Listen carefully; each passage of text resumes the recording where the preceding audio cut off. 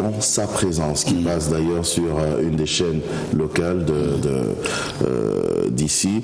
Et je pose cette question d'abord parce que actuellement, à travers cette émission, vous parlez beaucoup plus de la masturbation et ça fait vraiment couler beaucoup d'encre et de salive.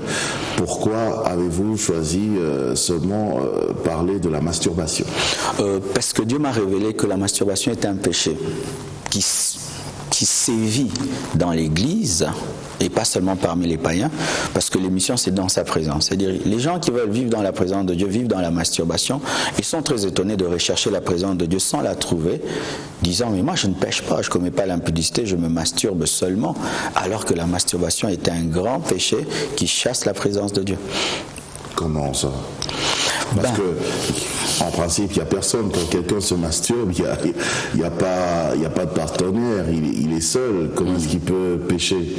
Parce que la sexualité, Dieu l'a créée pour que ce soit une relation partagée. Dieu n'a pas créé la sexualité pour qu'elle soit égoïste. Et quand quelqu'un se masturbe, il fait ce qu'on appelle l'autosatisfaction, qui est de l'égoïsme. Et c'est une déviation, c'est une impureté. C'est pourquoi la masturbation est un péché, parce que masturbation vient du terme manus, donc c'est donner du plaisir avec sa main. Et alors que Dieu a prévu un homme, une femme, dans le mariage, je précise, dans le mariage, la sexualité c'est seulement dans le mariage, même pas pour les fiancés, même pas dans les fiançailles. Même pas dans les fiançailles. Ouais.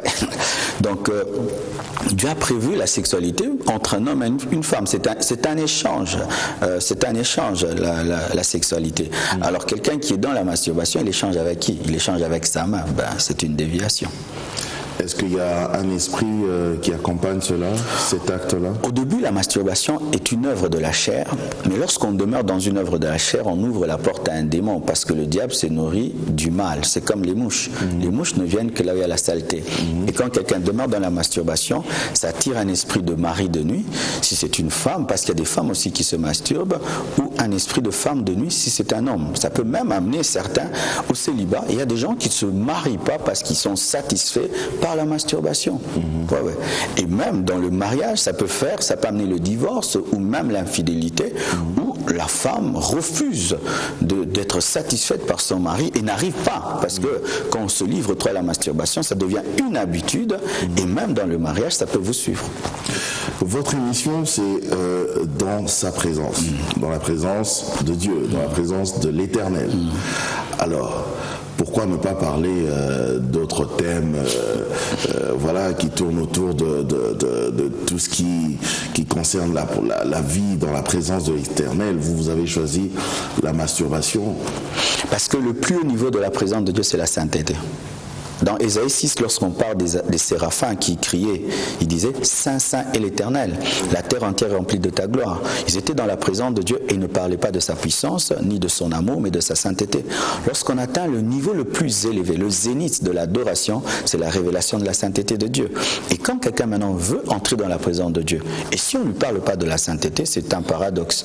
Et c'est ça le problème du Congo, c'est que souvent, on pousse les gens à la prière sans les pousser à la sainteté, et ils prient beaucoup, ils ne sont pas exaucés. Ils disent que Dieu n'est pas puissant, Dieu c'est le Dieu des Nigérians, c'est le Dieu des Américains. Alors qu'il y a une base avant de prier.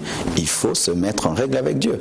Et le masturbateur doit arrêter de se masturber avant de lever les mains. Vous imaginez quelqu'un qui lève les mains, Seigneur bénis-moi, mais ce sont des mains de masturbation. Comment est-ce qu'il sera béni?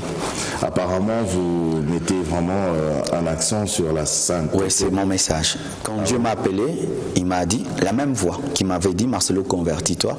Quand Dieu maintenant m'a appelé à le servir, il m'a dit, prêche à mon peuple la sainteté. C'est pourquoi je prêche beaucoup. Je peux prêcher guérison, je retourne à la sainteté, délivrance, miracle, bénédiction, mais d'abord la sainteté, parce que la Bible dit que sans la sanctification, personne ne verra Dieu, ni le pasteur, ni le fidèle, personne. Personne. Est-ce que vous ne pensez pas que ça risquerait d'être un tout petit peu compliqué, parce que dans la chair, avec cette chair, c'est vraiment une chair remplie de péchés. Alors vous, tout le temps, vous mettez un accent sur la sainteté. Je ne vois pas comment est-ce qu'on pourrait être saint avec un corps rempli de péchés et de tâches.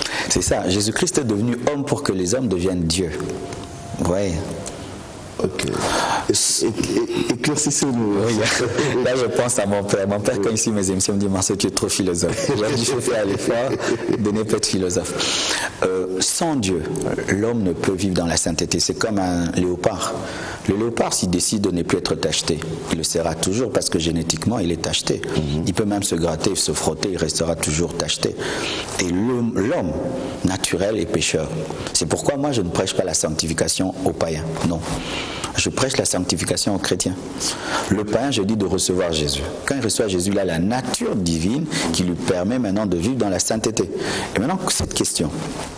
Pour celui qui n'a pas Jésus, je lui dis de ne sanctifie-toi. Il ne peut pas. C'est comme si quelqu'un qui n'est pas né, mais vous lui dites de se laver. Il doit d'abord naître et puis se laver. Naître, c'est se convertir. Naître de la parole et de l'esprit. Donc il faut d'abord donner sa vie à Jésus. Recevoir le Saint-Esprit. Une fois que vous avez le Saint-Esprit en vous, vous avez la force de vivre dans la sainteté. C'est pourquoi on dit je puis tout par celui qui me fortifie. Ce n'est plus moi qui vis, c'est Christ qui vit en moi.